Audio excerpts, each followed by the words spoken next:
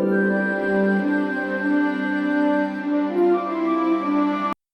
Halloween, everybody! This is Demona from the Nuevo Ghostbusters, coming to you with our Halloween edition of Slimer's Story Time. Let's see what Slimer has picked out for us today. One of my favorite movies and books, The Nightmare Before Christmas. And as you see, Slimer is dressed up today. You want to read this with me or not? He's too shy. The book is Tim Burton's The Nightmare Before Christmas, with Zero back here and Oogie over here.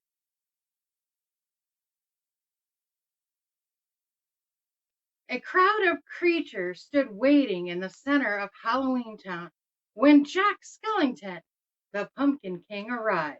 They cheered, they celebrated another successful spooky holiday. Great Halloween, everybody, Mayor said as the group quieted down.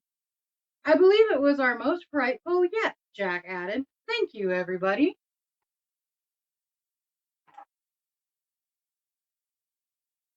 But soon Jack left the party and joined with his ghost dog, Zero, in the quiet graveyard.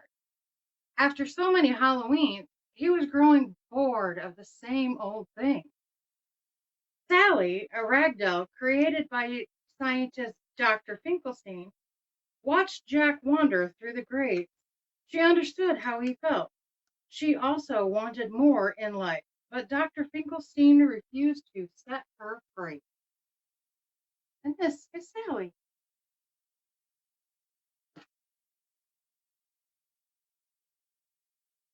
Jack walked all night with Zero, going deep into the woods. He came to a clearing surrounded by 7 large trees, each with a different door painted on it. What is this? Jack wondered aloud. His most curious about the door with a pine tree symbol. He opened the door and was swept up by a strong gust of wind. The wind pulled Jack down into the darkness.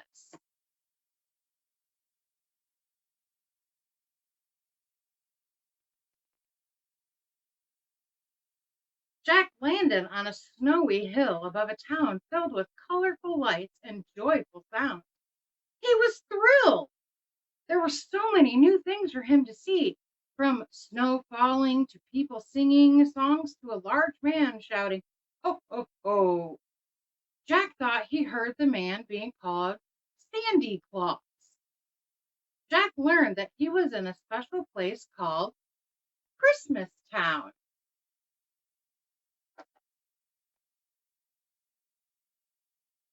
Jack returned to Halloween Town and told everyone about his adventure. While people were excited to hear about the unusual Sandy Claus, they didn't understand the strange, unscary holiday Jack described. After weeks of learning all he could about Christmas, Jack made an announcement. This year, Christmas will be ours, he shouted. Everyone cheered, except Sally. She had picked a weed in Jack's yard, which had grown into a Christmas tree and then caught fire.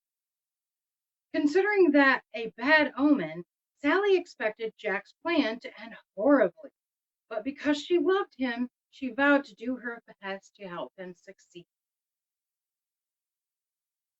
And here's Jack explaining Christmas, and there's Sally being very concerned with him.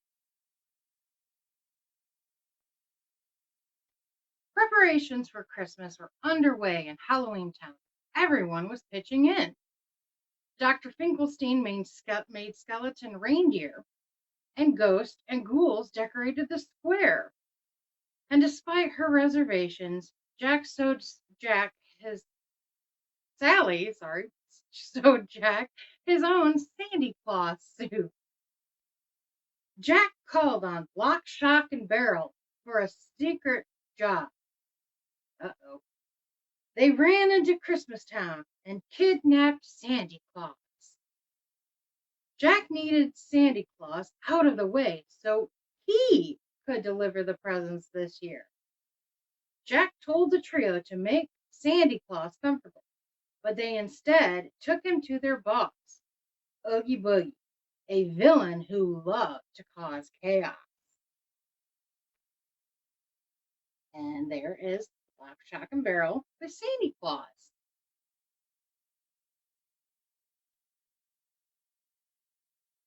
Soon it was Christmas Eve, and Jack was ready to spread joy. "We're off!" he shouted to an excited crowd. With Zero leading his coffin sleigh, Jack shot into the sky. But the scary toys Jack delivered were not all what the children were expected. Instead of joy, Jack's presence spread fear throughout the world. And there they are taken off with Zero at the helm. And these are all the scary toys. I don't know about you, but I don't want a shrunken head for Christmas. As the residents of Halloween Town watched Jack through a witch's cauldron, Sally worried that something would go wrong. She knew what she had to do. "Where'd they take that Sandy Claus?" she shouted, and left to find him.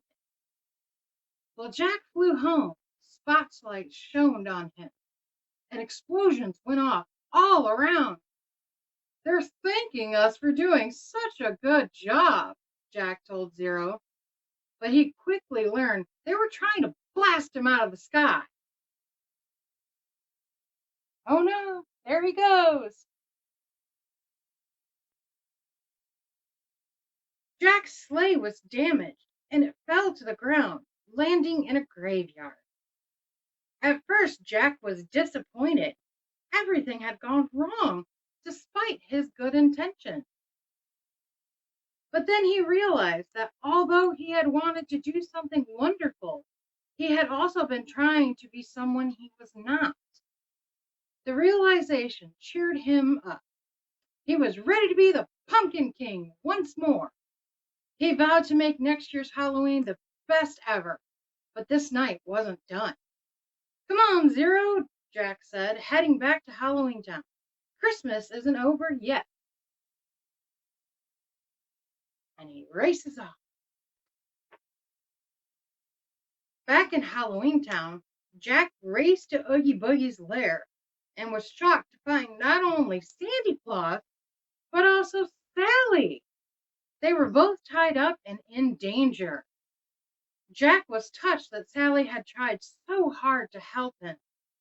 Jack freed the pair, but then he was trapped by Oogie Boogie. Ugh, naughty. "How dare you treat my friends so shamefully?" Jack shouted. He was able to pull loose a thread on Oogie Boogie's burlap sack body until it fell apart, and all the bugs that made up Oogie Boogie scattered everywhere. Jack apologized to Sandy Claus for what he had done. "I hope there's still time," he said. "To fix Christmas?" Santa Claus asked. "Of course there is. I'm Santa Claus." And with a little magic, Santa floated away to save the holiday. And there is Santa going to save the day.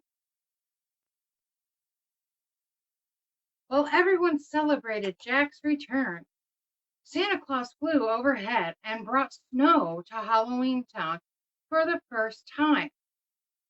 Later, Jack found Sally in the graveyard and took her hand.